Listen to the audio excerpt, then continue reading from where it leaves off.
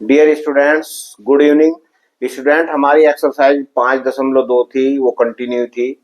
और अब हमारे पास क्वेश्चन नंबर 8 है। क्वेश्चन नंबर 8 से पहले यदि आप लोगों को और क्वेश्चंस देखने हो, क्वेश्चन 7 देखने हो, पिछले क्वेश्चंस देखने हो, एक्सरसाइज 5.1 देखनी हो, तो आप हमारे चैनल्स पे विजिट करके हमारी वीडियोस देख सकते हैं और अपने एग्जाम की प्रिपरेशन कर सकते हैं। स्टूडेंट्स, हमने समांतर श्रेणी से संबंधित एक कंप्लीट डिटेल्स वीडियो बनाया हुआ है, वो हमारे चैनल्स पे अवेलेबल है, आप वहां जाकर के इसे देख सकते हैं।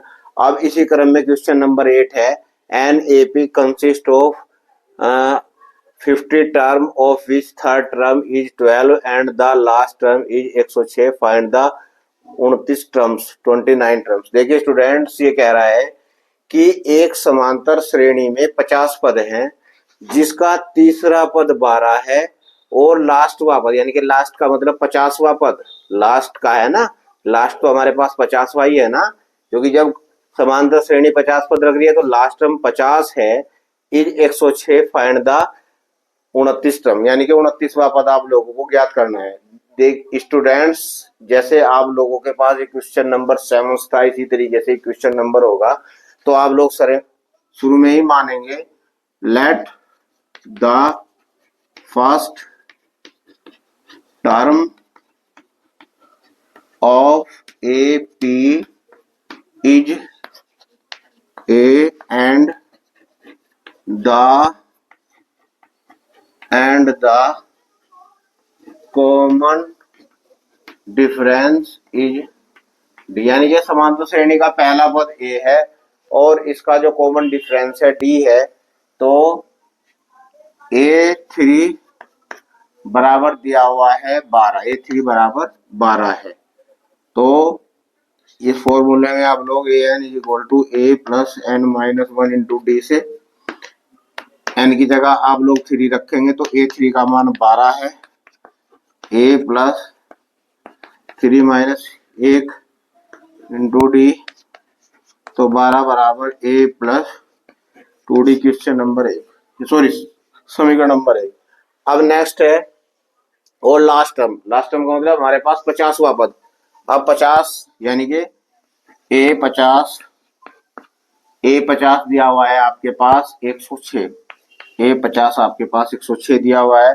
तो इसी में आप लोग देखेंगे n बराबर 50 रखेंगे, तो जब n बराबर 50 रखेंगे तो A50 का मान n बराबर 50 रखेंगे तो A50 is equal to a plus 50 minus 1 into d. A50 का मान क्या है 106 is equal to a plus 50 में से 1 जाकर 49 डी, इक्वेशन नंबर 2। अब हमारे पास समीकरण नंबर 1 और समीकरण नंबर 2, इक्वेशन 1 और इक्वेशन 2, दो अज्ञात राशि वाली युगपत समीकरण होगी। तो दो अज्ञात राशि वाली युगपत समीकरण को आप लोग कैसे सोल्व करेंगे, जैसे आप लोगों ने 6, 7, 8 में दो अज्ञात राशि वाली युगपत समीकरण को सोल्व किया है, यानी कि एक्स और वाई को सोल्व किया है और एक्स और वाई का मान आप लोगों ने ज्ञात किया है। इसी तरीके से यहाँ पे दो अननोन क्वांटिटी हमारे पास ए और डी, इसका मान आप लोग ज्ञात करेंगे। अब सीधा सीधा तरीका यह है कि समीकरण 2 में से आप लोग इक्वेशन 2 माइनस इक्वेशन 1, इक्वेशन 2 में से इक्वेशन 1 घटा देंगे, A plus 49 D equal to 106, A plus 49 D equal to 106 और A plus 2d is equal to 12। तो आप लोग जब सब्ट्रैक्ट करेंगे ये कैंसिल हो गया, 49 में से 2 जाके 47 डी इज इक्वल टू 6 में से 2 जाके 4 और 10 में से 1 जाके 9। तो d इज इक्वल टू 94/47 का मान हमारे पास, d का मान क्या आ गया स्टूडेंट्स 2। अब आपके पास d का मान क्या आ गया 2।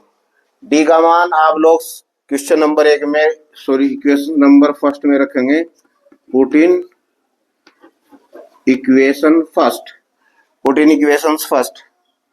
तो 12 is equal to a plus 2d का मान हमारे पास d, तो 12 माइनस के 4 इक्वल टू ए, 12 में से 4 जाके 8, तो ए का मान क्या आ गया स्टूडेंट आपके पास 8।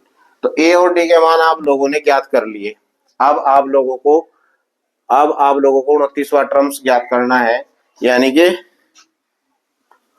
ए का मान तो 8 है और डी का मान 2 है और एन का मान क्या है 29।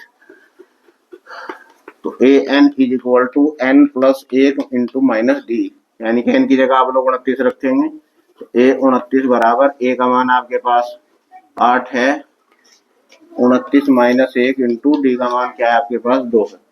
तो 8 प्लस 28 गुणा 2, तो 8 प्लस 2 16, 56, 8 अच्छे 14, 64। तो ए 29 इज इक्वल टू हमारे पास 64। तो ए 29वां पद आपके पास क्या है स्टूडेंट 64 है। इस तरीके के क्वेश्चन आप लोगों को अपने माइंड में सेट रखने हैं कि सबसे पहले ए और डी आप लोग ए और डी ज्ञात करेंगे, अर्थात दो ज्ञात राशि वाले युगपत समीकरण बनेंगे। उसके बाद आप लोग उन्हें सॉल्व करेंगे, ए और डी का मान ज्ञात करेंगे और फिर यही फॉर्मूला लगा करके आप लोग एन बराबर 29 का मान ज्ञात कर लेंगे। तो स्टूडेंट आप लोगों को यदि हमारी वीडियोस अच्छी लग रही हो तो आप हमारे चैनल्स को सब्सक्राइब करें, आप हमें लाइक करें, मोटिवेट करें और सब्सक्राइब करें। Thank you.